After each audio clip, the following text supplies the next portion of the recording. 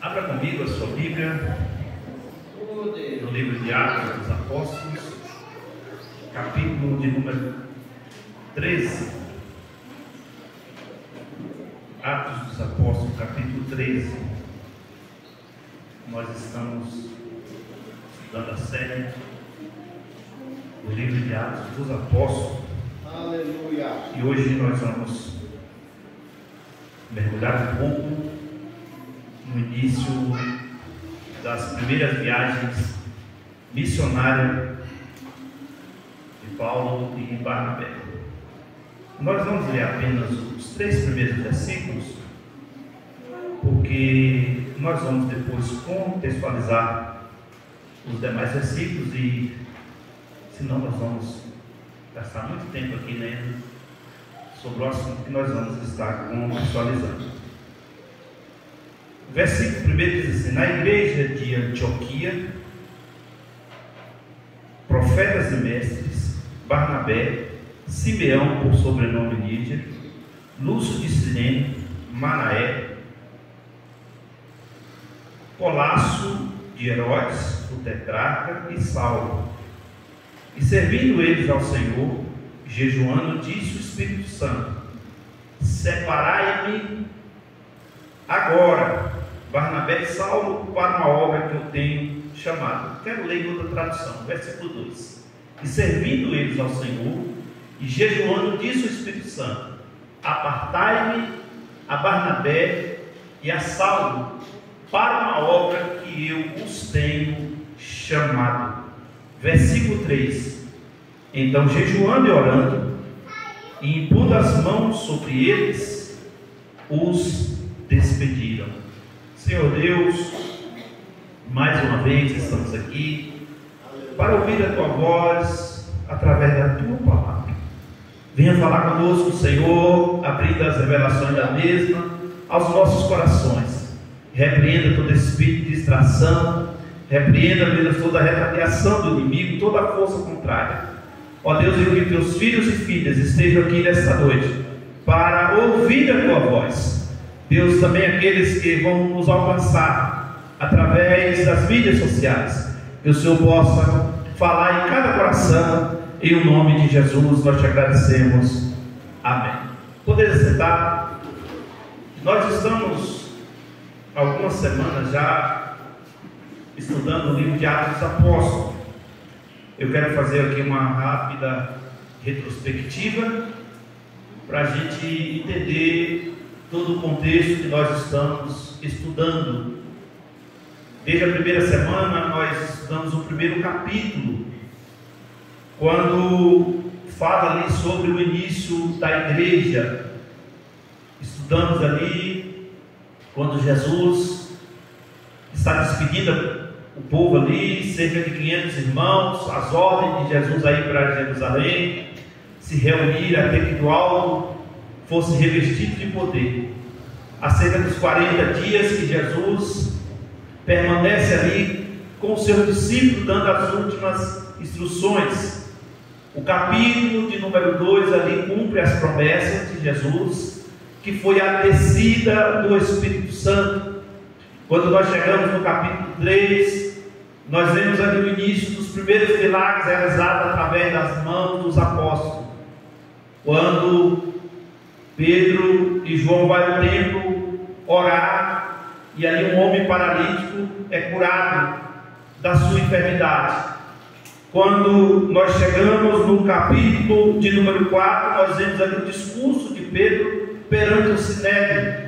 Devido ao capítulo de número 3, aquele milagre ali causou um alvoroço muito grande, e eles queriam fazer Pedro e João parar de anunciar esse evangelho, parar, mas Pedro ali é convencido e tenta convencê-los de quem o chamou. Quem chamou foi Jesus, e os sinais iriam continuar acontecendo no meio do povo de Deus. No capítulo 5 nós estudamos acerca de Ananias e Safira, aonde ali a igreja se reúne ou se une em um propósito, e aquele casal é morto ali dentro da igreja por mentir, não aos homens, mas mentir ao Espírito Santo. Quando nós chegamos no capítulo 6, nós vemos as instituições, ali dos diáconos, aonde é instituído os diáconos. Nós vemos ali também Deus levantando Estevão como um evangelista, como um homem que iria também, além de ser diácono como Filipe, ser um grande pregador da palavra. O capítulo de número 7, nós vemos ali a defesa de Estevão e também a sua morte, apedrejado por estar pregando a palavra do Senhor. No capítulo 8, nós começamos a ver a perseguição da igreja, mas também o evangelho chegando no território de Samaria. Como Jesus disse que era Jerusalém, Judéia, Samaria e confins da terra. Agora o evangelho já está alcançando outros territórios. Lembrando os irmãos, como eu disse, que o evangelho não chega em Samaria através de Filipe, mas através daquela samaritana, no capítulo 4 de João, quando Jesus passa ali por Sicar e transforma a vida daquela mulher. Mas lá na frente, os discípulos também vão pregar em Samaria, e Filipe foi enviado ali por Deus para ministrar em Samaria. Quando nós chegamos no capítulo 9, nós vemos a conversão de Saulo, que ele passa de ser perseguidor agora a ser perseguido. Quando Jesus tem um encontro com ele, deixa ele por 3 dias cego, mas manda ele à rua direita, Ananias, vai ali, coloca as mãos sobre ele, e ali começa uma trajetória na vida do Saulo de Tarso, que eu expliquei para os irmãos da sua linhagem. O seu nome Saulo vem da linhagem de Saulo, que é a mesma linhagem da tribo de Benjamim, que também era da tribo ali, Saulo também era da tribo de Benjamim, então por isso que ele se chamava Saulo, e depois foi colocado também como Paulo de Tarso, ele tinha uma cidadania também romana. O capítulo de número 10, nós vemos que o evangelho chega aos gentios, através da pregação da palavra, quando Jesus dá a visão, que eu falei aqui, 2 semanas mais ou menos, falando sobre o esboço que Jesus deu a Pedro, daquela visão dos animais, para ele matar e comer, mas Jesus estava dizendo, gentios também, o evangelho é para chegar a ter, a descida do Espírito Santo ali na casa de Cornélio, todos ali foram batizados pelo Espírito Santo, desceram as águas. Quando nós chegamos no capítulo 11, nós vemos a defesa de Pedro já em Jerusalém, por estar pregando o evangelho.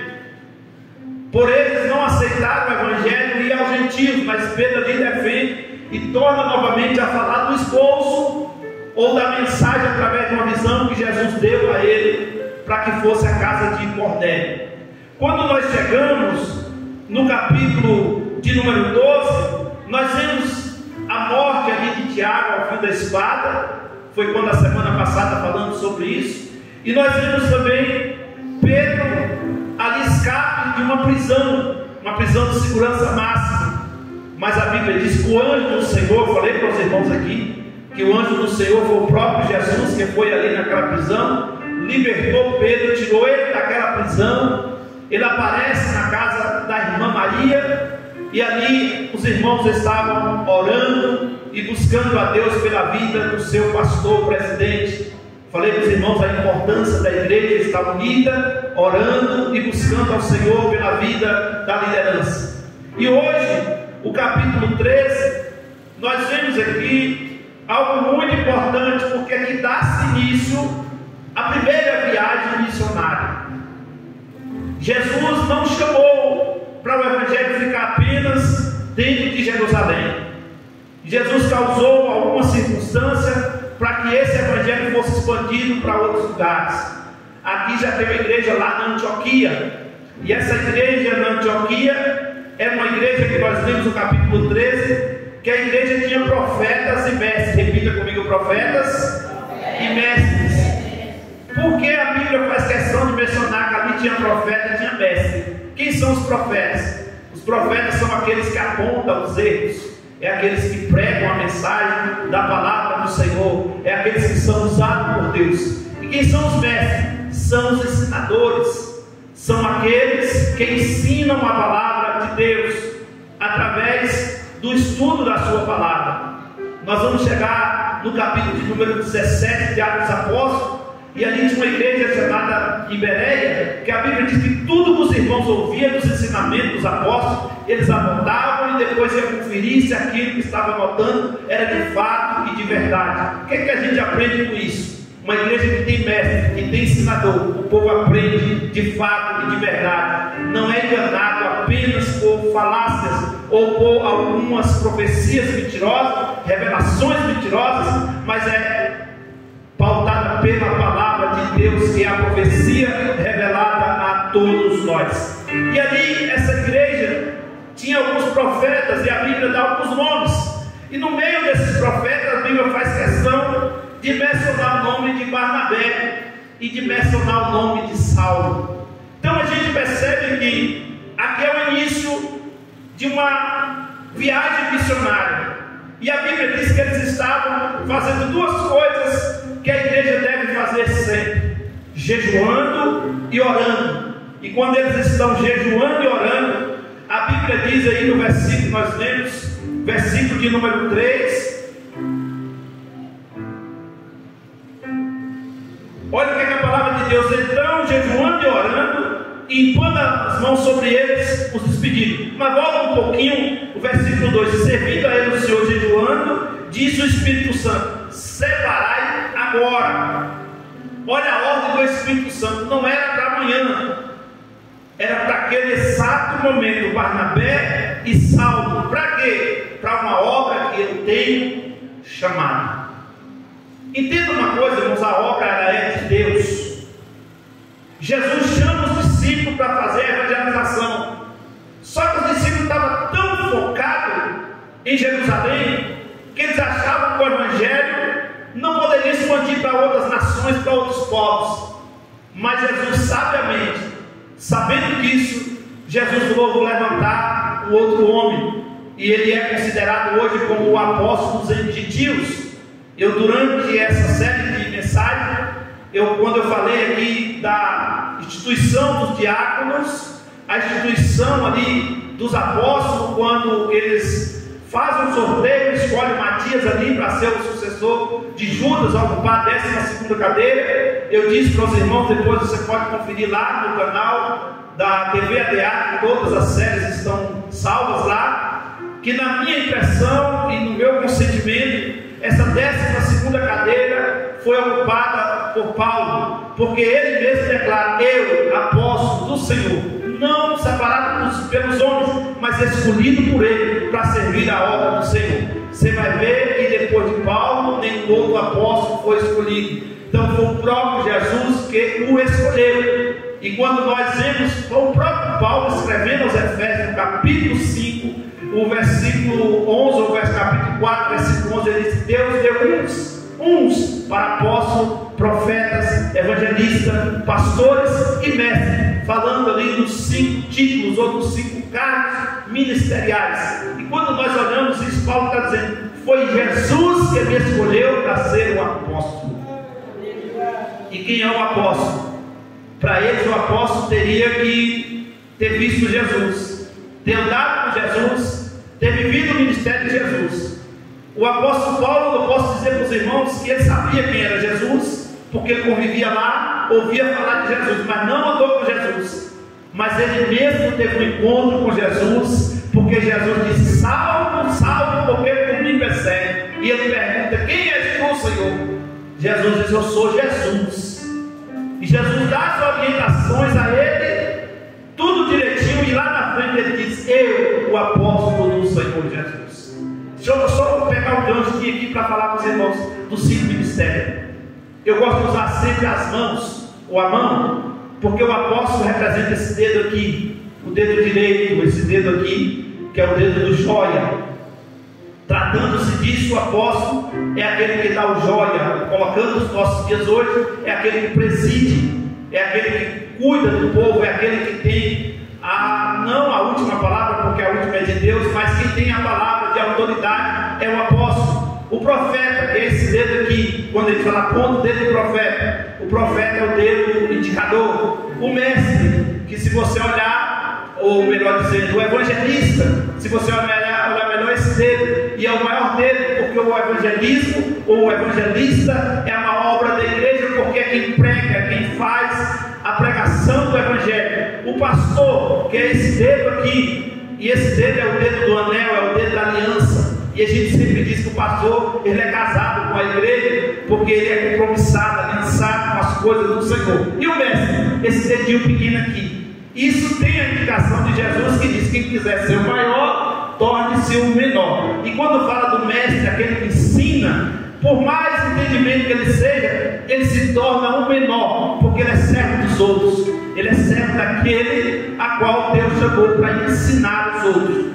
Mas contando isso, irmãos, quem Deus chamou tem que ter esses ministérios na sua vida. Quem Deus colocou na direção, ele tem que ser o apóstolo, ele tem que ser o profeta na hora de ser profeta, ele tem que ser o evangelista, porque na hora que você está pregando a palavra, ele tem que ser o pastor quando é para cuidar do evangelho, e ele tem que ser o mestre, que é isso que eu estou fazendo aqui hoje, ensinando a igreja. Então essas funções estão colocadas naqueles que Deus chamou. Os títulos são coisas que Deus deixou para cada época. Hoje desmerece muito a função pastoral, mas a função pastoral foi o próprio Jesus que estabeleceu quando ele chamou Pedro e disse: tu me ama, Pedro, tu me ama, Pedro, tu me ama, apacenta as minhas ovelhas. Então o pastor, ele não cuida das ovelhas dele, mas das ovelhas de Jesus, a qual tem a responsabilidade sobre ele. E a gente vê aqui a igreja de Antioquia,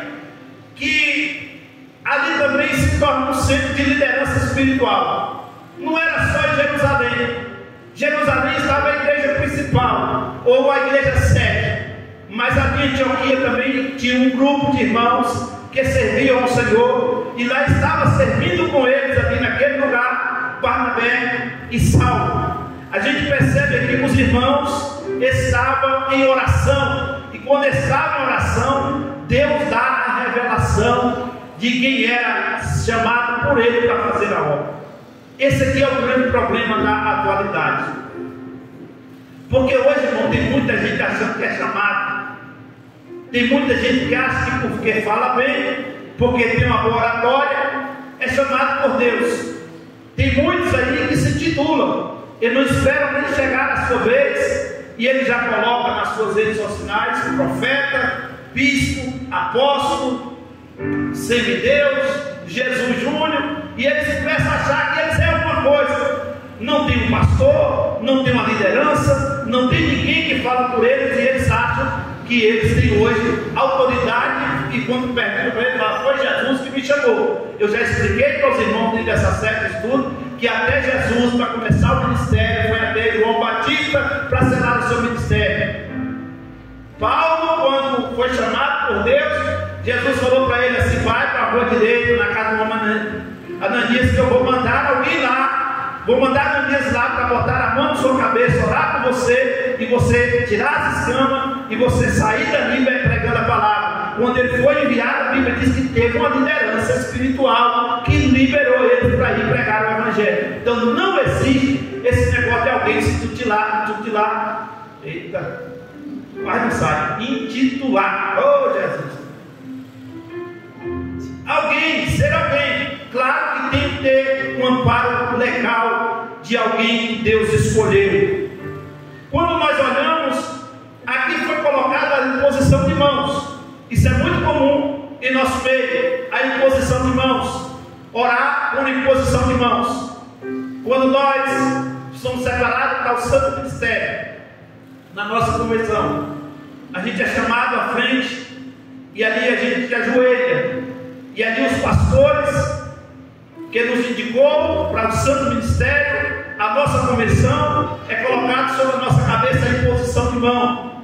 E ali, a partir daquele momento que passou pelos trâmites legais que a convenção exige, chega o momento da imposição de mãos. A partir daquele dia, você é consagrado para aquele cargo, o evangelista ou pastor, para fazer a obra do Senhor. Então você, daquele dia diante, tem legalidade diante de Deus e diante dos homens para exercer o ofício pastoral. Fora disso, irmãos, fora disso, é só especulação, é só alguém que quer ser o que não é, e não pode ser o que não é sem ser chamado para ser. Jesus, ele sempre deixou uma liderança organizada. E nós vemos aqui que Deus, Ele separa e capacita pessoas para a sua obra. Mas a gente vê que tem a importância da oração. E para concluir essa parte que eu estava dizendo, hoje em dia, irmãos, nós temos que vigiar muito e orar muito a Deus em quem você separa para fazer alguma coisa na obra de Deus. Porque tem muita gente que às vezes não tem a visão de Deus e não se pode separar ninguém por amizade, por capacitação humana, por a pessoa ser uma pessoa influente na sociedade. Muito pelo contrário, às vezes você separa até quem não tem influência, quem não tem muita inteligência de estudo, mas são pessoas que foram chamadas por Deus e que Deus vai capacitar aquelas pessoas a fazer a sua obra. Um certo dia, um pastor de uma outra denominação falou comigo. Nós estávamos numa reunião de pastores, de liderança evangélica, e ele disse para mim assim: olha, pastor Maxwell, eu não entendo porque a nossa igreja, uma igreja tradicional, não vou dar nome por questão de ética, até porque está gravando, uma igreja muito tradicional, e ele disse assim: olha, para a gente separar o pastor é uma coisa rara, porque primeiro, esse camarada tem que estudar muito, ele tem que ter primeiro o segundo grau, o grau superior, nível 2. Segundo, ele tem que passar pelo seminário de muitos anos. Terceiro, a igreja que escolhe ele para ser o pastor. A gente manda 2, 3 pastores para aquele determinado lugar e o povo faz uma votação para escolher se quer aquele pastor ou não. E eu admiro muito os assembleanos falando da gente, porque vocês é assim. Vocês pegam um ponto que está ali parado, botam uma placa, botam uma caixa de som, pega um camarada sem analfabeto, sozinho, ele, a mulher dele, os filhos, e ele começa ali falando: Jesus salva, Jesus cura e tal, e começa a pregar. Daqui a pouco aquele pontinho está cheio de gente, daqui a pouco ele já está arrumando um terreno para construir a igreja, daqui a pouco já tem uma igreja pronta e vocês têm milhares e milhares de pessoas fazendo o evangelho desse jeito. Nós não conseguimos fazer dessa forma, mas é admirável a forma que você trabalha. Aí eu disse para ele: é muito legal do jeito que você trabalha, mas Deus tem pressa. A obra de Deus não tem que esperar alguém se preparar 10, 15 anos. Deus chamou, foi para hoje. O ID de Jesus não é só para quem é preparado, não, é para todos nós. E se você não tem pessoas capacitadas, coloca pessoas lá que Deus vai capacitar ela, e o evangelho de Jesus vai ser pregado e as almas vão ser ganhas para o reino do céu. Isso é importante, irmão. Não é que a gente vai chegar e colocar qualquer um para fazer a obra de Deus, mas existe casos em algumas necessidades que Deus usa homem, mulher, menino, quem Ele quiser para fazer a obra dele. Tem uma missionária, eu esqueci o nome dela, eu não sei se ela é daqui de Vitória da Conquista, mas ela está na África há mais de quase 20 anos. Fátima, missionária Fátima. Tem uns 30 anos. Se você vê o trabalho que essa mulher faz lá, irmãos, coisa que muitos homens não fazem. Ela é ligada à igreja aqui de Vitória da Conquista. O pastor dela é aqui de Vitória da Conquista. Mas ela está fazendo lá coisa que muitos homens não fariam, que ela faz. Entrando em muitos lugares onde que pessoas não entrariam. Só que ela não é pastora, ela é missionária. Porque tem gente que está preocupada com o título, mas não é o título, é a vocação. Você está vendo aqui nós falamos da igreja missionária, o próprio Paulo, ou Saulo ainda como era chamado, sem ter título nenhum, e Jesus falou: separa eles. Ele foi ter o título lá na frente, porque ele mesmo disse: não foi os homens que me deram, não. Os homens não reconheceram Paulo como apóstolo, não, mas Jesus lá na frente o reconhece. O importante é você fazer a obra de Deus. Mas pastor, eu não sei falar, pastor, eu não sei pregar, pastor, eu não sei isso. Deus te capacita a fazer. Abre a tua boca, fala de Jesus. Você sabe falar que Jesus salva? Todo mundo sabe. Que Jesus cura, que Jesus batiza, que Jesus leva para o céu, que Jesus leva voltará. Irmão, você já é um grande pregador, uma pregadora do Evangelho, só com essas 5 palavras que você falar: Jesus salva, Jesus cura, Jesus liberta, Jesus transforma, Jesus em breve voltará. Olha você pregando. E aqui, irmão, nós estamos vendo uma igreja começando literalmente sem nenhum aparato que nós temos hoje. Porque a gente fala de perseguição hoje, irmão, mas a igreja não é perseguida como era lá. Aqui a igreja está debaixo de um regime totalitário e que ameaçava: se vocês continuarem falando de Jesus, vocês vão ser presos. Se vocês continuarem falando de Jesus, vocês vão morrer.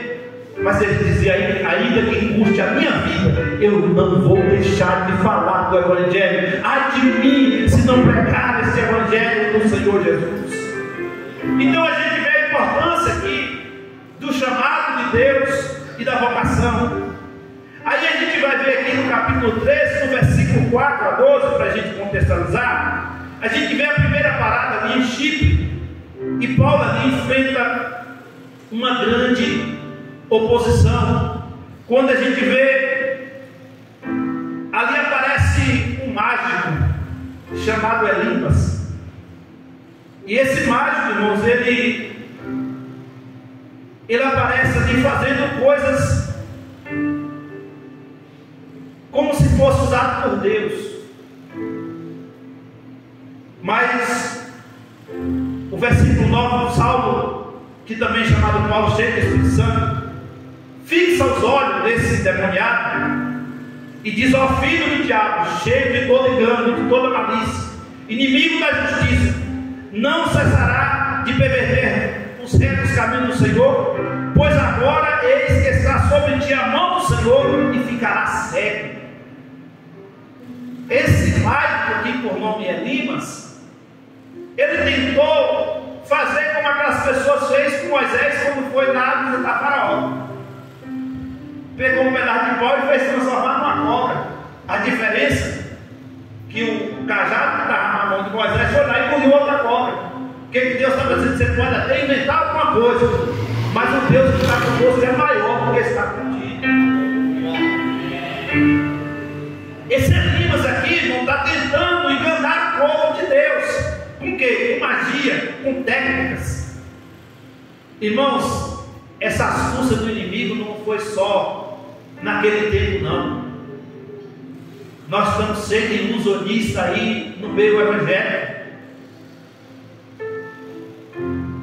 Esses dias eu ouvi uma entrevista de alguém dizendo que tem aplicativos, que algumas pessoas pegam o nome daquelas pessoas, escrevem o nome de celular, número de documentos, e os camaradas estão levando para cima dos altares e trazendo as magias dentro do meio do povo de Deus. E o povo de Deus, às vezes por falta de vigilância, chora, levanta a mão, fala: é Deus que está falando. É filho do diabo, irmão. São falsos profetas. Nem todos que me dizem Senhor, Senhor entrarão no reino dos céus. Tem gente, irmãos, usando o Evangelho para ganhar dinheiro. Tem gente usando o Evangelho para desviações, enganando muita gente. E as pessoas, por ficarem iludidas, irmãos, e o pior, irmãos, é que o povo gosta dessas coisas. E o pior é que o povo gosta dessas palhaçadas. E esses camaradas chegam no meio do povo de Deus. É por isso que nós temos que ter muito cuidado quem a gente dá esse microfone para pregar. Eu fui numa igreja uma vez e no público estava assim: pregue somente a palavra. E eu gostei daquilo, porque o pastor colocou aquilo ali de propósito, porque a palavra ela é suficiente. Deus usa, irmãos, em revelação, usa. Deus usa em profecia, usa. Mas Deus tem um propósito quando Deus usa alguém em revelação e profecia. O propósito de Deus, irmãos, porque a gente percebe que às vezes os camaradas, esses mágicos, esses Elimas da vida, querem fazer um teatro com aquilo ali. E você pode prestar atenção, está cheio deles na internet aí. O dia que eles pararem de fazer aquilo e abrir a Bíblia, o povo esvazia a igreja deles. Porque o povo que está lá está atrás de revelação. Quem vai nesse lugar está atrás de profecia. Eu já ouvi de alguém dizer assim: eu não gosto daquela igreja que não tem revelação. Filho do diabo, filho de Satanás, quem fala isso? Porque aqui tem revelação todo dia. Todo culto aqui Deus está revelando a sua vontade, revelando a sua palavra. Mas você sabe qual é o tipo de revelação que essas pessoas querem? É revelação, este que eu te digo de mim mesmo, porque não é o Senhor que está dizendo. E aí, irmãos, esses mágicos, esses enigmas da vida, eles se levantam e as pessoas, sem vigilância, acabam aceitando. E Paulo aqui está repreendendo esse homem que está lá no meio do povo de Deus. Ele estava no meio do povo de Deus tentando enganar o povo. E aí Paulo diz assim: pois agora sobre ti está a mão do Senhor, e ficará cego, não vendo o sol por algum tempo. E no mesmo instante caiu sobre ele uma névoa de escuridão, e andando a roda procurava quem guiasse pela mão. Aqui a Bíblia diz que um procônsul, vendo o que sucedera, creu e maravilhado com a doutrina do Senhor. Há uma conversão de Deus, através de Deus revelar o que estava oculto no meio do povo do Senhor. Você percebe que quando você chega do versículo 13 ao versículo 16, a gente vê aqui João Marcos voltando para Jerusalém. A gente, quando percebe aqui o versículo 16 a seguir, a gente vai percebendo que a palavra do Senhor, Paulo se levanta, fazendo com um sinal de silêncio, diz: varões israelitas, e vós outros que também temeis a Deus, ouve. Aí ele começa a pregar o sermão. O Deus de Israel, o Deus desde o povo de Israel, escolheu nossos pais e o exaltou o povo durante a sua peregrinação do Egito, onde nos tirou com o braço poderoso. E ele começa aqui a trazer uma narração bíblica. Paulo aqui começa a pregar a Bíblia, dizendo para aqueles irmãos ali o que Deus fez no passado, até chegar em Jesus, ele falar que Jesus morreu na cruz para perdoar os nossos pecados. E quando a gente percebe que a gente chega, versículo 41, vede, ó desprezadores, maravilhai-vos e desobedecei, porque eu realizo em vossos dias obra tal, que não crereis se algum vos contar. E ele está falando que Jesus foi ressuscitado, versículo 30, dentre os mortos, e que foi visto por muitas pessoas. E a gente vai percebendo que o Evangelho vai enfrentando algumas oposições, mas Deus, ele vai confirmando a sua vontade, confirmando o seu poder.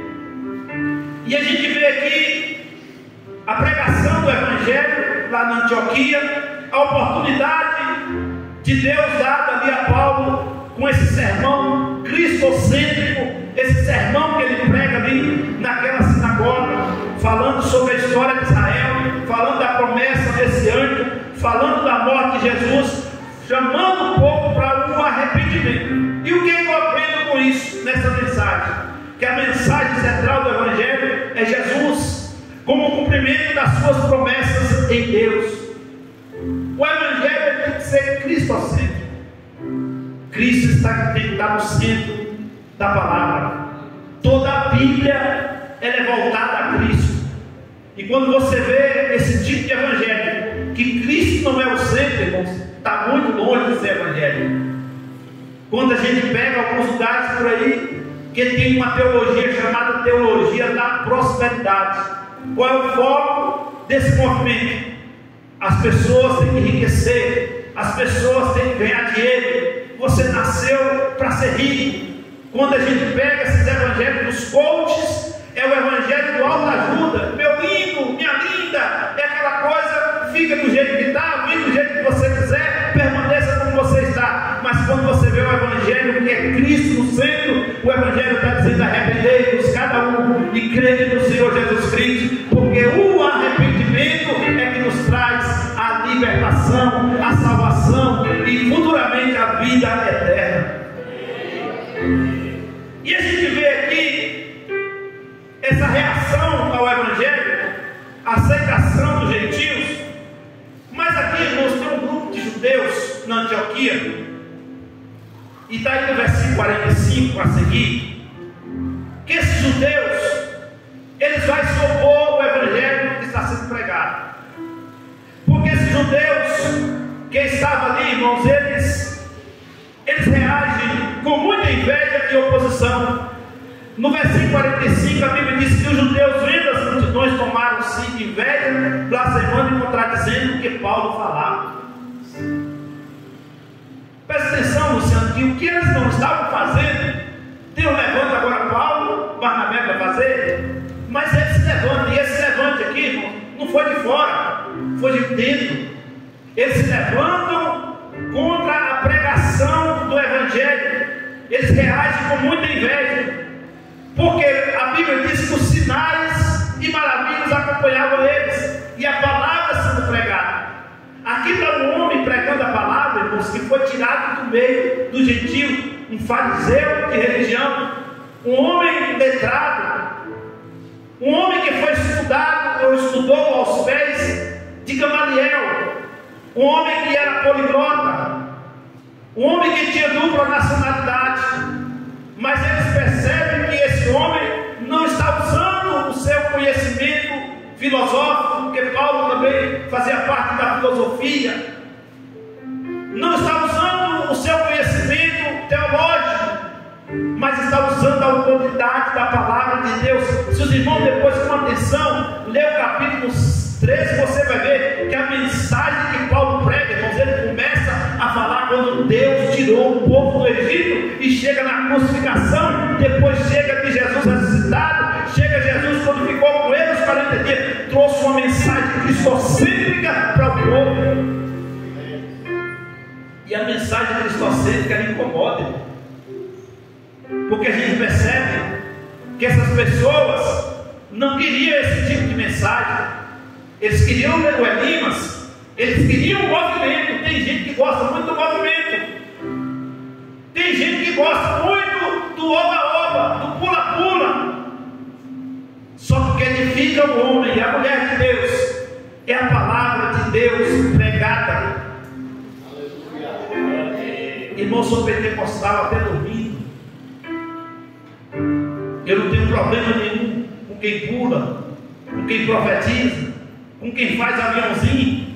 Eu não tenho problema nenhum, desde que seja cheio de Deus e da presença de Deus, desde que aquela manifestação seja espontânea e não para chamar a atenção de ninguém, seja que aquilo seja um momento em que Deus derrama a sua graça, o seu poder sobre o povo, e aí a gente não tem capacidade de conter aquilo, mas o ensinamento da palavra de Deus, a absorção da palavra de Deus para a nossa vida é que vai mudar a gente de direção.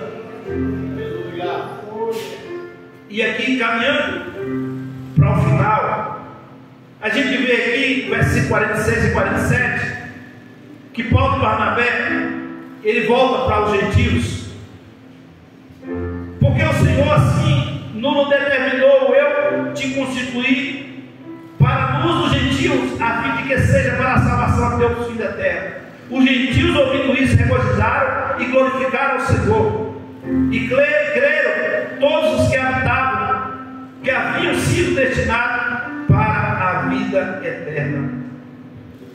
Mas os judeus, aqui, irmãos, eles tentaram parar Paulo, mas não conseguiu. Aí quando a gente chega no versículo de número 50, a Bíblia diz que eles instigaram algumas mulheres poderosas, de alta posição da cidade, para perseguir Barnabé e a Saulo, para expulsarem eles daquele território. Vocês percebem, irmãos, que eles estavam ali apenas cumprindo a vontade de Deus. Mas quando você está cumprindo a vontade de Deus, você incomoda o inferno. Porque aqui a gente está falando de pessoas que foram levantadas, mas foram levantadas pelo inimigo. O que eles fizeram? Essa igreja aqui, irmãos, a Bíblia diz que tinha algumas mulheres poderosas. E aqui, quando fala poderosa, é gente da alta cúpula, gente de um poder socioeconômico muito bom. Isso é muito comum em alguns lugares por aí. As pessoas, quando não querem ouvir a palavra de Deus, ou quando está incomodado com a liderança que prega ou que faz alguma coisa da palavra de Deus, eles fazem os grupos. E esses grupos são grupos que se levantam contra. E não se levantam contra apenas pelo nome de Deus, mas com as ações. E qual a intenção? De expulsá-lo daquele lugar, de tirá-lo daquilo que ele está fazendo, ou desestabilizá-lo de uma certa maneira. Mas só que quem Deus levantou para pregar a palavra, quem Deus assim o chamou, pode o inferno inteiro se levantar. Jesus disse, eu repito aqui, as portas do inferno não prevalecem contra a igreja do Senhor. Ainda que eles se levantaram, instigaram ali muitas pessoas a se levantar, mas a Bíblia diz que eles permaneceram firmes. A perseguição, foram até expulsos da cidade, mas com alegria eles saíram dali, como se eles estivessem dizendo: o que nós viemos fazer aqui foi trazer uma palavra de Deus, e a missão que Deus nos deu, nós cumprimos.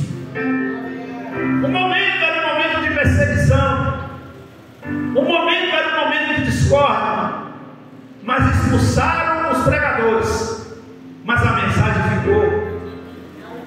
Oh glória! Expulsaram quem Deus levantou para cuidar ou para falar para eles acerca da palavra, mas ali ficou um grupo de pessoas, irmãos, que aceitaram de bom grado a palavra de Deus. É por isso que eu digo sempre: tem sempre os remanescentes de Deus que não dão ouvido para mágicos, que não dão ouvido a falsos profetas, que não dão ouvido a rebeldes, mas que dão ouvido exclusivamente a santa palavra de Deus. Levante a sua mão assim para me profetizar sobre a tua vida, que você possa ouvir sempre a palavra de Deus sobre o teu coração, que você possa sempre estar ouvindo Deus falar contigo. Feche os teus ouvidos espirituais a quem não quer nada com Deus, a quem não quer fazer nada para Deus, mas permaneça firme, adorando e glorificando o nome do Senhor.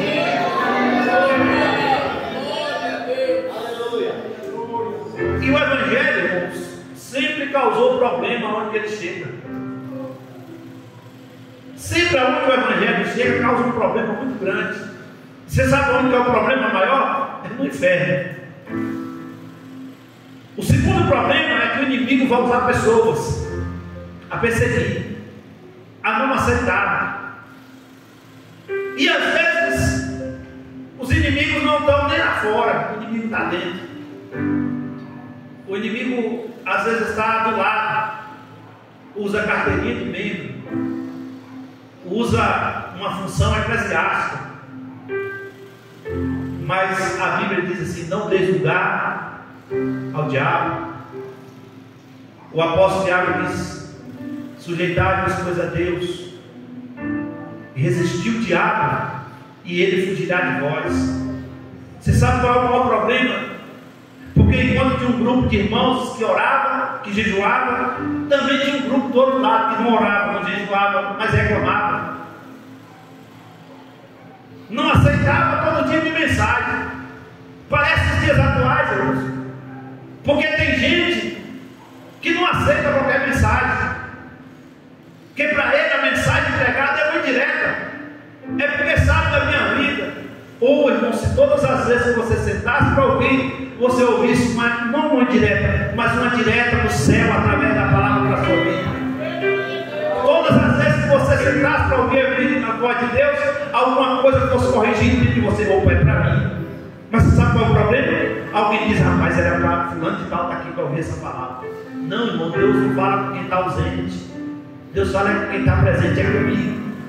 Todas as vezes que você for corrigido por Deus pela sua palavra, não leve isso como uma indireta, mas leve como uma direta mesmo ao seu coração. Deus, eu preciso me corrigir, eu preciso me consertar, a palavra é para mim. Não transfira para os outros o que é para você, que assim a sua vida vai ser mudada, transformada a cada dia. Aleluia. E aqui, eu já falei que ia finalizar e não finalizei, mas calma aí. Aleluia. O Evangelho vai causando divisões, rejeições, mas tem aquele grupo que aceita com alegria. E os remanescentes que aceitam com alegria é contagiante. Porque do mesmo jeito que tem um grupo que contagia para o lado mal, tem um grupo que contagia para o lado bem. E o grupo que contagia pelo lado bem é aquele que prega o que pregou. Pastor, como que é isso? Ele chega para o irmão e fala: rapaz, você perdeu o culto hoje. Deus falou muito comigo. Que palavra de Deus ao meu coração. Mesmo que o chicote estralou nos seus ombros, mas você pode dizer: Deus falou comigo muito essa noite. Deus renovou a minha força. Deus renovou a minha esperança. Esse é o grito contagiante que nós devemos seguir. Mas tem aquele grupo que cultua aquele descer para mim. É para tu ver. Que bom que Deus está falando para você. Que bom que Deus se lembrou de você. Porque o dia que você deixar de ouvir essa voz, você está morto, meu irmão. Você está morta, minha irmã. Mas enquanto você estiver ouvindo a voz, mesmo que Deus às vezes te pune pela palavra, porque às vezes não é uma palavra dura, mas você ainda está vivo, você ainda está vivo. E você está aqui para ouvir a voz do Senhor. E deixa eu tirar alguns aprendizados de tudo que aconteceu aqui na igreja de Antioquia. Primeiro foco, a missão, em fazer a obra de Deus, que nós chamamos hoje de missão transcultural. É aquela missão que você sai de um lugar para outro, de uma cultura para outra. Eu dei exemplo aqui da missionária Fátima. Saiu do seu habitat, da sua cultura, para ir para uma cultura diferente. Eu tenho um pastor, conhecido meu, que está na África há mais de 15 anos, mais ou menos. Ele e a sua esposa. E ele foi para uma região da África, mas não uma região pobre. Ele foi para a região de Cabo Verde, a região sul da África, a região mais rica. E ele chegou lá, já tinha alguns lugares, e tinha alguns costumes que não tem aqui no Brasil.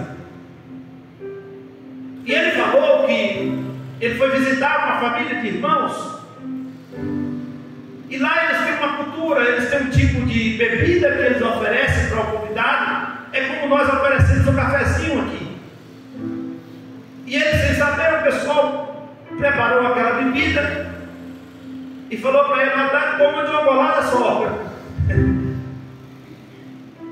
E eu não sei se os irmãos já viram em alguns lugares, tem uma bebida que chama capeta. O nome da bebida é capeta. Já viu falar? Quem já viu falar desse capeta? Cara, você já bebeu? Porque isso é de carnaval, de São João, de micareta. E o que é colocado no capeta? Além do capeta, tem a bebida, né? E o que é que mistura? Mistura de vodka, mistura leite condensado. E mistura um monte de coisa e bate, irmão. E dá aquela sensação, quando a pessoa bebe, que aquilo é doce.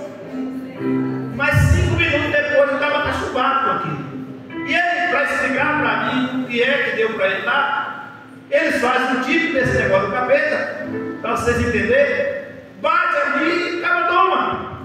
Só que tem álcool. E é comum na cultura deles fazer isso.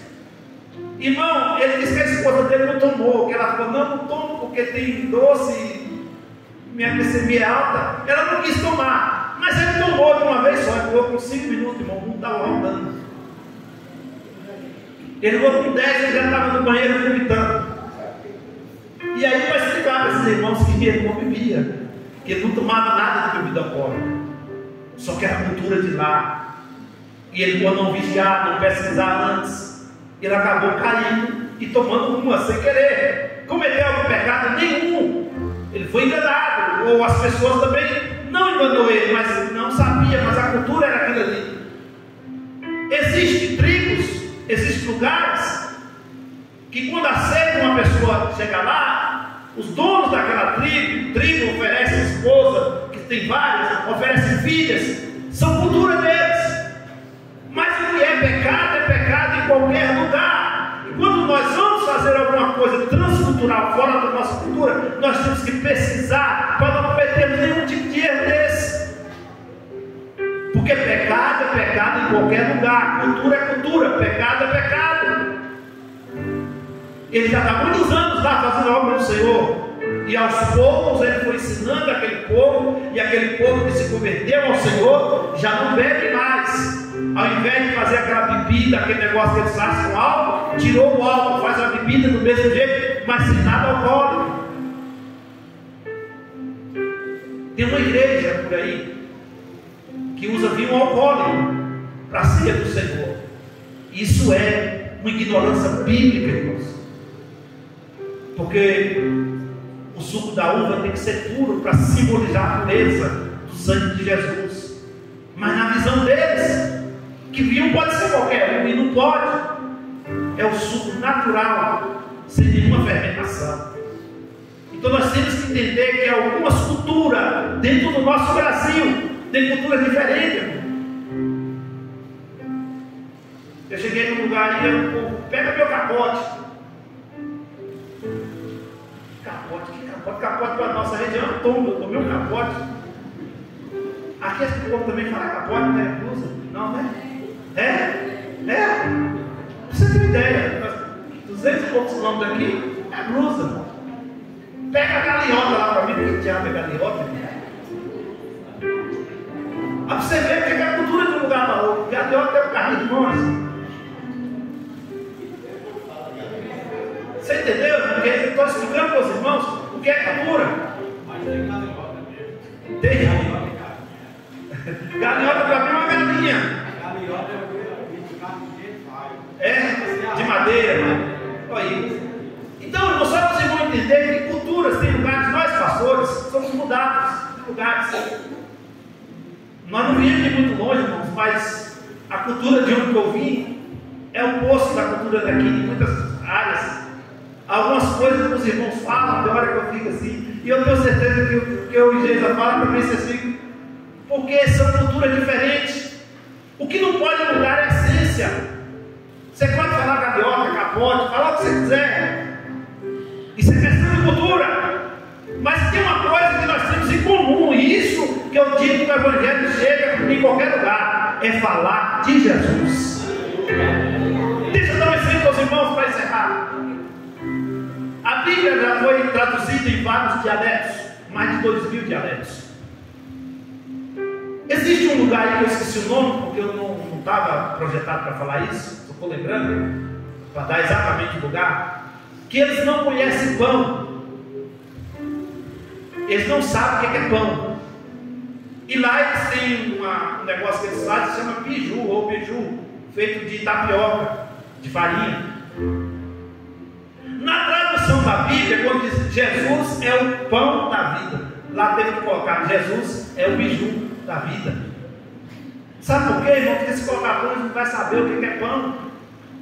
Os irmãos estão entendendo que o Evangelho tem que chegar nos lugares através de culturas. Eu vou pregar numa praça pública, deixa eu dar um exemplo para os irmãos. Aí eu chego lá e começo a soltar uma rajada, um menino estranho, tão escuro, dou umas cambalhotas. E alguém deve dar um doido. Esse povo é doido. Eu vi essa semana, irmãos, um evangelista com uma bateria eletrônica. Esqueci o nome, mas não tem nada, só um pauzinho na mão. E alguém fez um vídeo e falou assim, até explicar para o povo que aquilo ali não é macumba, não é macumba, nem magia. O cara está tocando a bateria aqui, ó, só com os pauzinhos na mão. Isso hoje já é normal, mas seria com um artigo desse aí, o cara que passa de música, nunca viu uma bateria na rua e vê alguém lá, esse povo é doido. Como é que está fazendo barulho ali e toca de verdade, irmão? Então são coisas que a igreja tem que ter estratégia. Ô irmãos, eu amo a Assembleia de Deus, a nossa igreja. Nós só temos um problema, nós é a igreja que mais ganha, mas também a igreja que mais perde. Mas nós temos essa vontade de ganhar muita gente para Jesus. Porque cada lugar, não importa a cultura, o jeito de falar, tem um homem ou uma mulher de Deus dizendo Jesus salve. Tem alguém com a Bíblia de braço, pregando o Evangelho. Tem alguém numa praça pregando o Evangelho. Tem alguém na rua entregando o folheto. Tem alguém falando na rede social. De algum modo você está fazendo a vontade de Deus. E concluindo, para encerrar, o Espírito Santo é quem guia a missão da igreja. O Evangelho ele sempre vai enfrentar a oposição, mas também traz as conversões. Deus amplia o alcance da salvação, tanto para os de fora, tanto para os de dentro. Quando eu digo de fora, é aqueles que estão longe e aqueles que estão perto de nós. E a alegria do Espírito Santo permanece em nós, mesmo em meio à perseguição. A igreja ela não vai parar. A marcha da igreja ela não vai parar. Independente de você, independente de mim, a igreja ela continua viva. A igreja ela continua poderosa. A igreja continua pregando que Jesus salva, que Jesus liberta e que em breve Jesus voltará. A igreja, irmãos, tem um poder extraordinário que a terra não tem, que os governos não têm, que nenhuma autoridade tem, que o dinheiro não compra. Nimas tentou enganar através de magias, através de coisas que ali no meio parecia até bonita aos olhos de quem estava vendo. Mas Deus sempre vai ter um Paulo, um Barnabé, um homem, uma mulher de Deus, uma palavra de autoridade para expulsar todo mal do meio do seu povo. Fica de pé adorando o Senhor.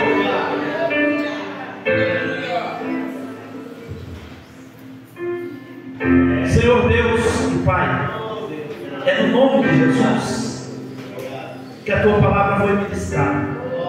Continue falando aos nossos corações, Senhor. Dá-nos sabedoria, dá-nos entendimento para entender a Tua vontade, meu querido. Repreenda, meu Deus querido, do nosso meio, da igreja brasileira, todo espírito de adivinhação, toda mentira pregada nos altares, Senhor, toda manipulação humana, nenhuma técnica humana, ó Deus, possa substituir a Tua santa palavra, porque a Tua palavra ela é viva, ela é poderosa, Senhor. Que nós estejamos aptos simplesmente, apenas para pregar o Evangelho genuíno da Tua palavra. Levanta homens e mulheres para sair por aí, meu Deus, como missionários e missionárias, pregando a Tua palavra, trazendo a Tua palavra aos corações. E eu te agradeço no nome de